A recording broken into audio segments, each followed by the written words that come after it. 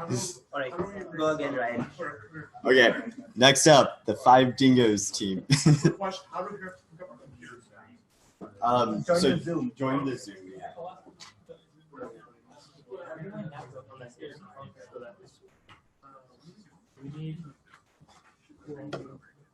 I don't know how much of this stuff is important or not.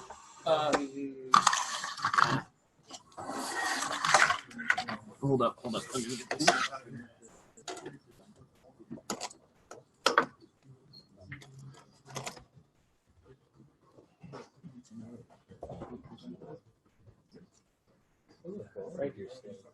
Yeah, it is. All right. Are we hooking up the pie? No.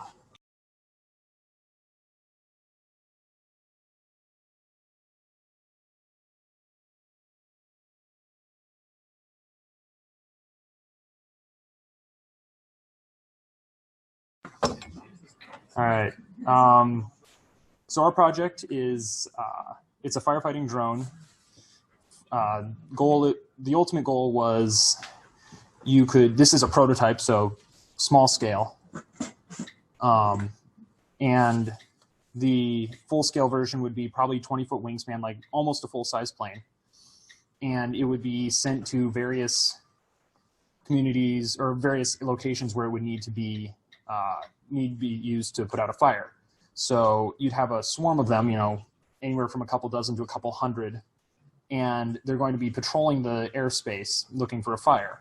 I mean, clearly, if there is a fire, they're going to find it almost immediately, and then they will target the fire location and swoop in, deploy some sort of a fire retardant, and then get out of there and then go reload or whatever the case may be. Our plane, we didn't quite manage to get there. We have a plane that probably flies. It turns on, has lots of thrust. We just need to move the wings back, and then it should be good to go. Do you have the controller? The transmitter's still on the table. You want to grab that, Jacob? Yeah, it was just testing. A lot of it was also like testing out a quick construction method for an RC plane too, just on the side with available components. Yeah. Turn on choke. I was going to let you go ahead and talk about the code some. So, yeah. Okay. This is Jacob. He did all the code. Oh, so we were originally going to use an infrared camera hooked up to an Arduino to sense if there was a fire. However, everything didn't work, so we had to change plan almost immediately. So at first we were going to also have a distance measuring device. However, the max range of that was 4 meters, and planes don't fly 4 meters above the ground, so we had to get rid of that. The IR camera had a range of 80 centimeters, had to get rid of that. And the camera we used was a Pi, so we had to get rid of the Arduino and use a Raspberry Pi. And that was fun because I haven't used Python in like a year. So basically what the code does is at first it waits for a button press, which we have here. The button is used to start the scanning process to make sure that it doesn't prematurely open the bomb bay. And then what it does is it uses the camera, which is mounted right here, and it takes a picture. It scans the center of the picture for a certain color range. Originally, we were going to have it be like red or orange, basically fire colors. However, we chose to do black because it was the easiest for it to sense. And then what it would do is we took the pictures and modified the pictures using OpenGV, and then using the GUI0 or GIO0, we used a continuous servo to open and close the hatch. It was working when we were by itself, but when we attached it to the plane, the servo just said no. So sorry, can't really give you a demonstration on that. Okay, so we only had 3 days to build this plane, obviously. So we couldn't really do a more sturdy, lightweight plane. We decided to use foam board, mostly because it was cheap and we could get it immediately. and start working on it.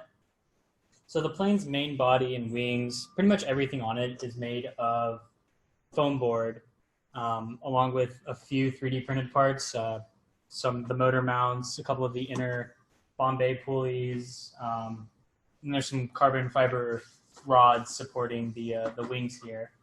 As long as this whole front landing gear assembly on the bottom there, that's entirely designed and 3D printed by David over there. This back landing gear had to be much stronger because this is the first part that touches down. So it's made of aluminum, and Zach on the far corner there, he made those in the machine shop downstairs. The main body itself was made of foam board. I myself designed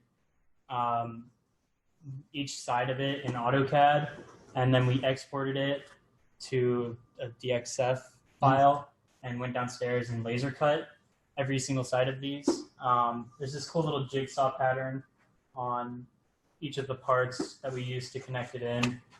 The back, these wings weren't laser cut, but didn't really have time to. Do you want to show them the rudders? Servos.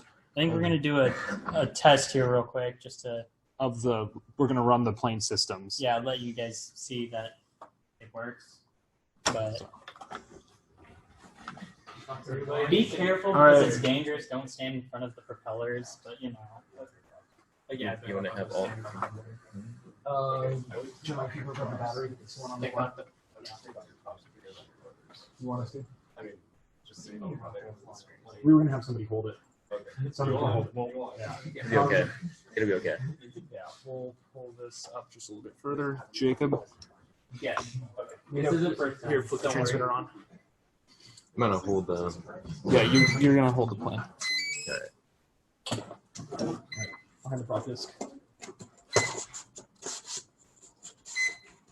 It'd be kind of hard to see it being tested if everybody's in the way.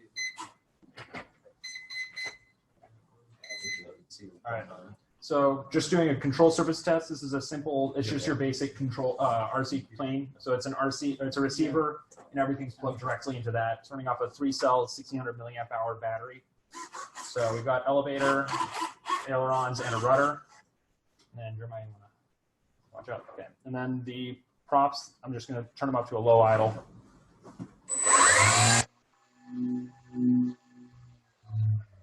That was only about 25% power. This thing, it could go quite fast when it takes off, once it's in the air.